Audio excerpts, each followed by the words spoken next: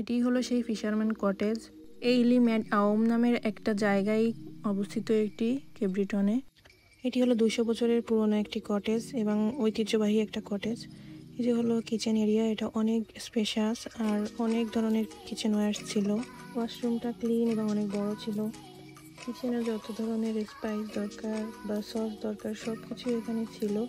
আর এখানে একটা ঐতিহ্য হচ্ছে যারা যা কিছু স্পাইস বা যা কিছু নিয়ে আসবে সেটা যতটুকু ইউজ করবে ততটুকু ইউজ করে বাকিটা রেখে যাবে। লিভিং রুমটাও অনেক সুন্দর ছিল আর অনেক পেন্টিং ছিল। এই পেন্টিংগুলো আমি আলাদা করে অন্য একটা ভিডিওতে দেখাবো। এটা হলো নিচতলার মাস্টার বেডরুম, এখানে আমরা ছিলাম। এখানে লেক ভিউ সহ একটা বেলকনি আছে আর বেলকনিতে বারবিকিউয়ের জন্য চুলা আছে।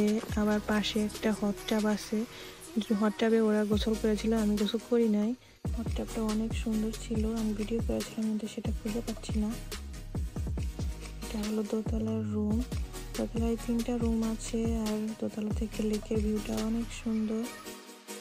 কটেজটি এত নিট অ্যান্ড ক্লিন, বোঝাই যায় না যে এটা 200 বছরের পুরানো।